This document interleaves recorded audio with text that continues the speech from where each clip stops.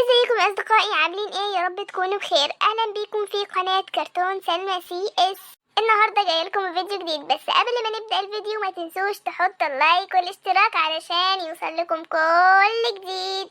الفيديو بتاعنا عبارة عن ان احنا نسأل الاطفال بره في الشارع عن اسئلة دينية، بس اسئلة بسيطة وسهلة. يلا بينا نبدأ الفيديو. السلام عليكم.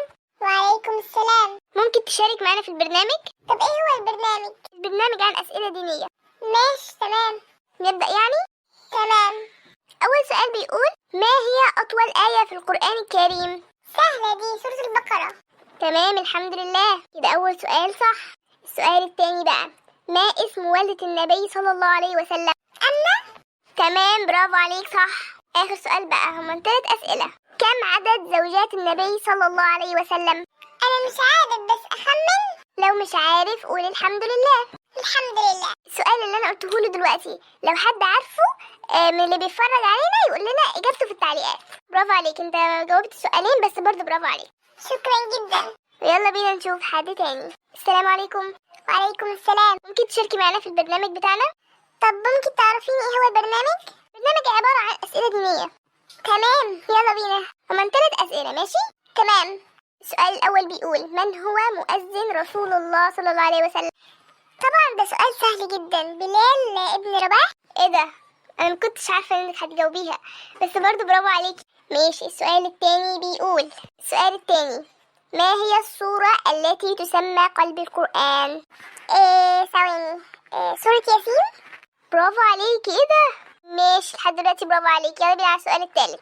ماشي. ما هي أعظم آية في القرآن الكريم؟ أعظم آية آية الكرسي. برافو عليكي، برافو عليكي.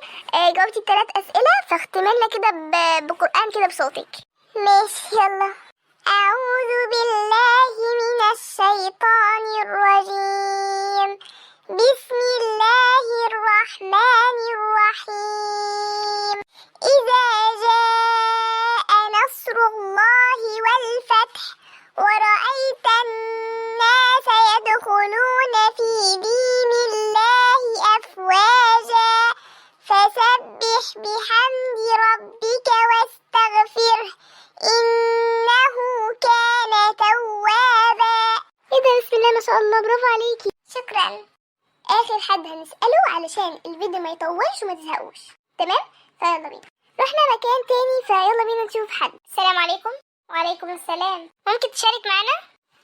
طبعا، بس ايه هو البرنامج؟ البرنامج عبارة عن أسئلة دينية. أسئلة دينية، ماشي. هما 3 أسئلة. أول سؤال: في أي يوم خلق سيدنا آدم عليه السلام؟ طبعا سؤال سهل، خلق سيدنا آدم عليه السلام يوم الجمعة. برافو عليك. ماشي، طالما سهل. السؤال التاني بيقول: سؤال سهل ده بقى: كم عدد أركان الإيمان؟ سؤال سهل والله، 6. ماشي، السؤال ده بقى عايز تفكير شوية. ما هو أول الأيام التي خلقها الله تعالى؟ على فكرة سؤال تافه، يوم الأحد. برافو عليك، بسم الله ما شاء الله. شكرا جدا ليك. طب سمعينا حاجة كده قبل ما نقفل الفيديو. بسم الله الرحمن الرحيم. ولقد خلقنا الإنسان ونعلم ما توسوس به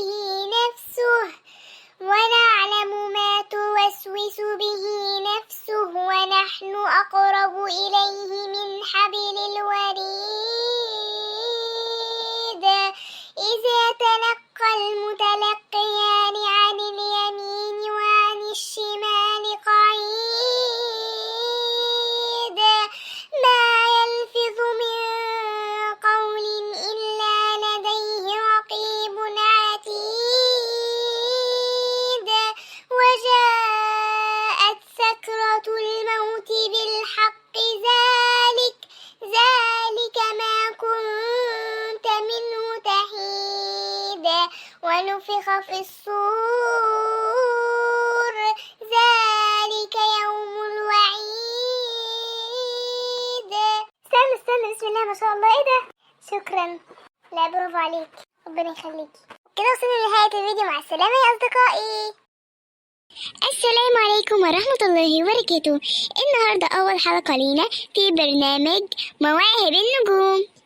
البرنامج عبارة عن إن في متسابق هيدخل، تمام، ويعبر عن مواهبه، ولجنة التحكيم بقى هيعلقوا على المتسابق ده. معانا أول واحد اسمه الأستاذ فريد. أهلا. شكرا.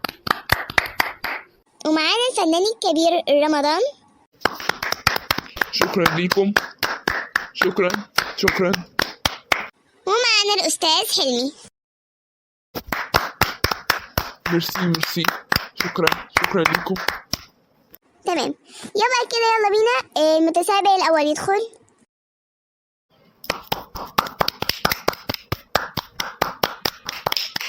ممكن بقى تعرفينا باسمك؟ أنا اسمي نور. طب ايه هي موهبتك يا نور؟ إني بغني. طب يلا سمعينا صوتك. مرة في حينا زارنا فيل ظريف برفق قال لنا ليس هناك ما يخي، نحن الخير بطبعنا لا نرضى ظلم الضعيف، لا يحيي بيننا إلا الإنسان الشريف. جميل جدا صوتك حلو خالص ورائع، بس يا ريت لما تغني مرة جاية يعني توطي صوتك.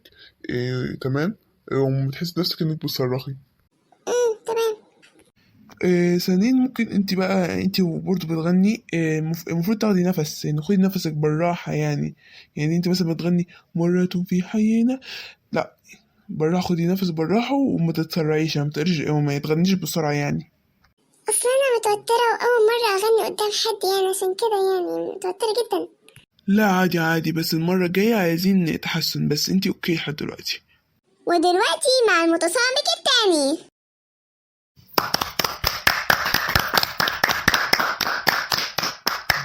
عرفنا باسمك؟ اسمي ياسين. طب ايه هي موهبتك؟ أنا بعمل إيقاع ببقي. جميل جدا. طب يلا ورينا كده.